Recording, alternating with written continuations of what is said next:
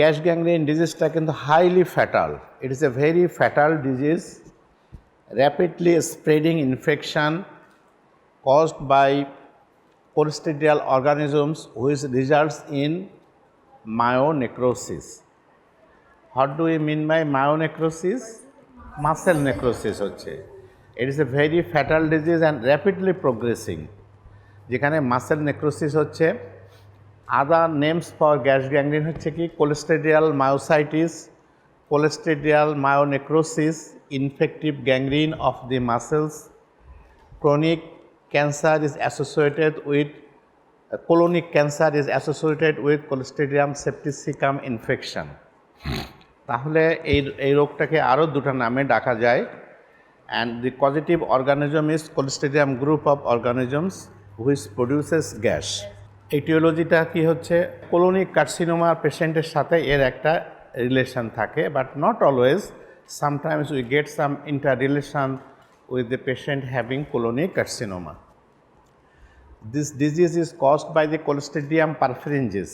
তাহলে it is caused by the Clostridium perfringens অথবা এর আরেকটা নাম আছে Clostridium welshi.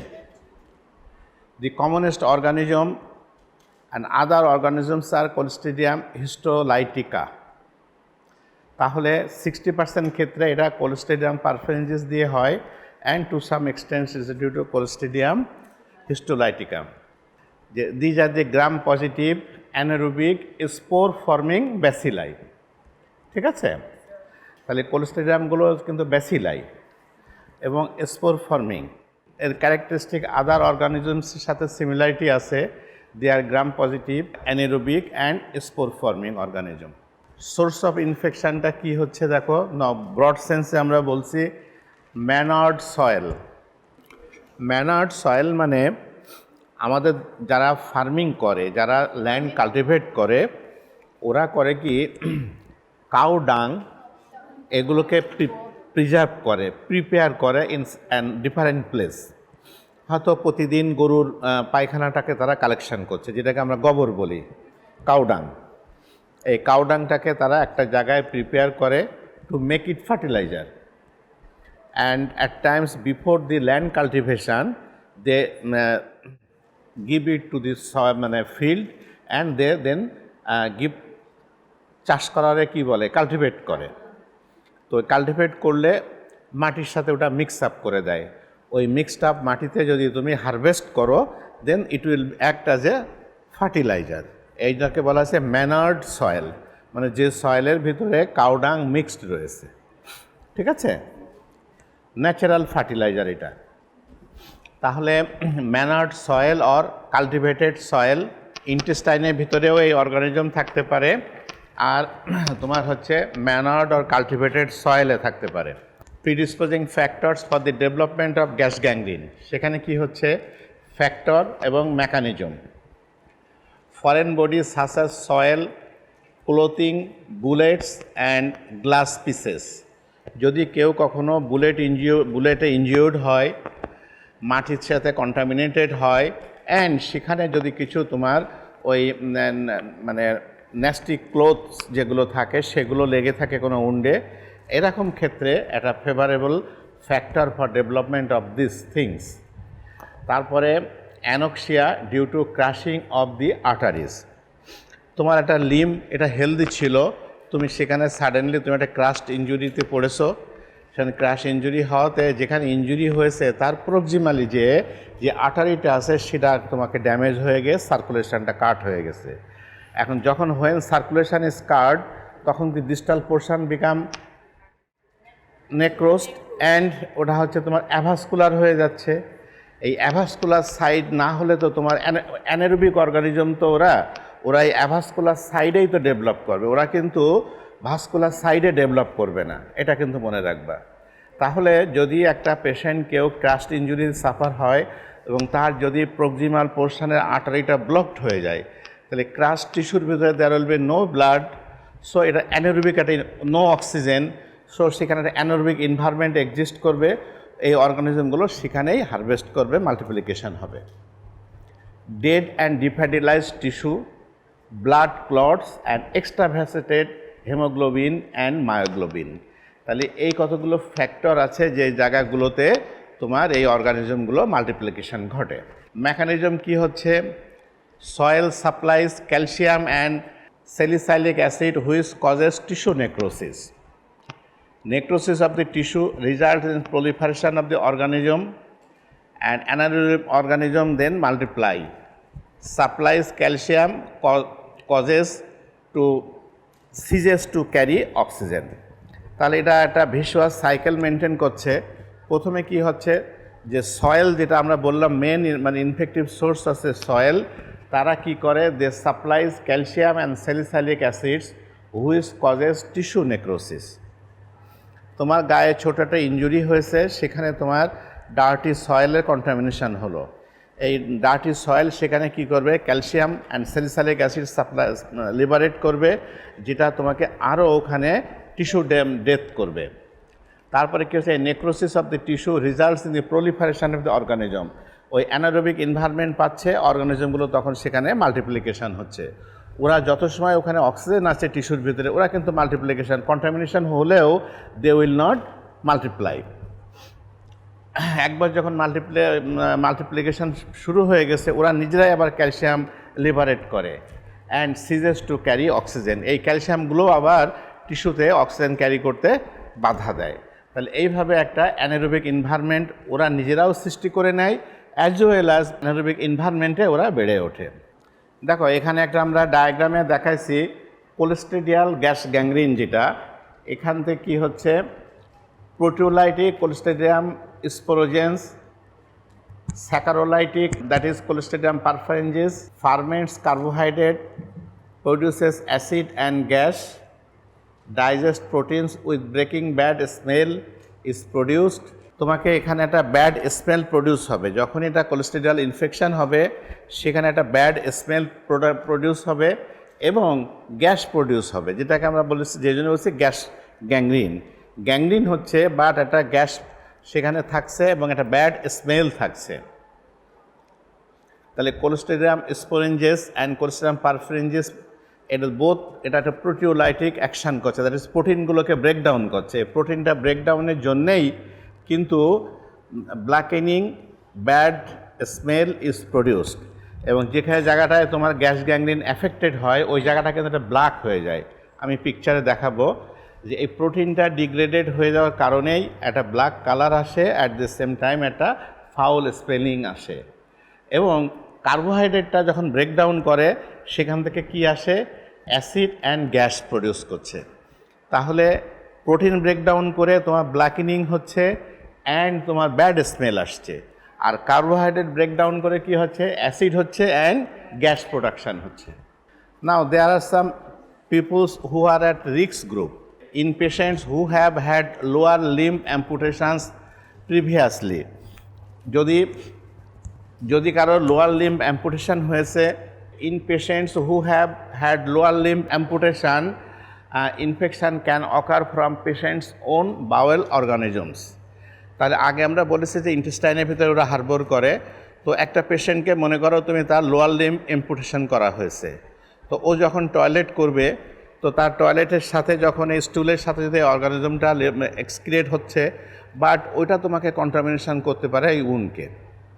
এবং সবচেয়ে মজার জিনিস হচ্ছে কি, ও যখন তোমার আমার পেটের ভিতরে থাকছে, এটা কিন্তু ভদ্রলোক, ওরা কিন্তু কোনো সমস্যা সৃষ্টি করছে না, বিকজ সেখানে কোনো অ্যানারোবিক এনভায়রনমেন্ট নাই। ওরা চুপচাপ চুপটি মেরে ঘাপটি মেরে পড়ে থাকে। যখন ওরা বাইরে আসে, যখন ওরা অ্যানারোবিক এনভায়রনমেন্ট পায়, দেন দে ক্যান অ্যাটাক। ঠিক আছে, তাহলে একটা পেশেন্ট তার মানে ওন অর্গানিজম দিয়েও ইনফেক্টেড হতে পারে। আর একটা কী হচ্ছে, high velocity gun shot wounds with perforation of hollow viscus are also associated with risk of developing gas gangrene. তাহলে কি হচ্ছে, একটা পেশেন্টকে আমরা হয়তো যাচ্ছি, একটা বুলেট ইনজুর্ড হলাম অ্যাবডোমেনে, আমাদের হলো ভিসকাস ল্যাসারেটেড হয়ে গেল। যখন হলো ভিসকাসটা ল্যাসারেটেড হয়ে গেল, তখন ইন্টেস্টিনাল কন্টেন্টগুলো আউটসাইড ইন্টেস্টাইন চলে আসলো, এবং সেক্ষেত্রেও কিন্তু একটা পসিবিলিটি আছে যে ওন অর্গানিজম আমাদেরকে ইনফেক্ট করতে পারে।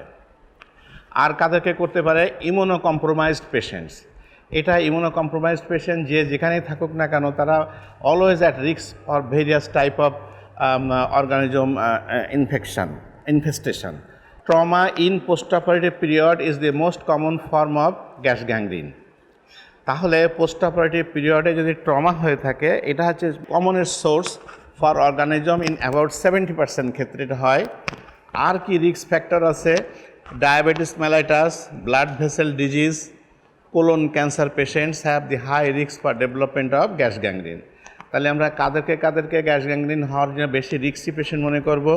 যে যদি কারো রিসেন্ট অ্যাম্পুটেশন হয়েছে তার হতে পারে, বুলেট ইঞ্জুরি দিয়ে যে কোলন বা ইন্টেস্টাইন ইনজিউর্ড হয়ে থাকে সেখানে হতে পারে, ইমিউনো কম্প্রোমাইজড পেশেন্টদের ক্ষেত্রে হতে পারে, diabetes mellitus, post trauma, blood vessel injury, colonic cancer, এই সমস্তগুলো হচ্ছে they are very much at risk for development of gas gangrene. Gas gangrene develops in wounds where there is a heavily contamination with soil or foreign body, or which is associated with laceration and devitalized muscle mass. তাহলে তোমার devitalized wound, heavily contaminated wound with soil and foreign bodies, অথবা devitalized muscle mass যদি থেকে থাকে বডিতে, সেখানে এটা develop করতে পারে। This type of situation is commonly occurs following road traffic accidents. সাধারণত রোড ট্রাফিক তাহলে আমরা দেখছি যে road traffic accident is are important source, and in all aspects আমরা রোড ট্রাফিক অ্যাক্সিডেন্ট বা ক্রাশ ইঞ্জুরি কথাটা আসছে। In certain cases of contamination of surgical wounds such as below knee amputation done for some other causes, আগে যেটা আমরা বলেছি যে বিলোনি amputation করা হয়েছে, পেশেন্ট যখন তোমার স্টুল পাস করতে যাচ্ছে তখন কন্টামিনেশন হয়ে যাচ্ছে, সেক্ষেত্রে এটা হতে পারে। What should be the clinical features having gas gangrene? প্রথম কথা হচ্ছে কি, the severe pain in the limb, swelling, fever, toxicity are the features. তাহলে অ্যাফেক্টেড সাইডে সিভিয়ার পেইন হবে, লিম সোয়েলিং হবে, and toxicity, generalised toxicity is the main clinical feature.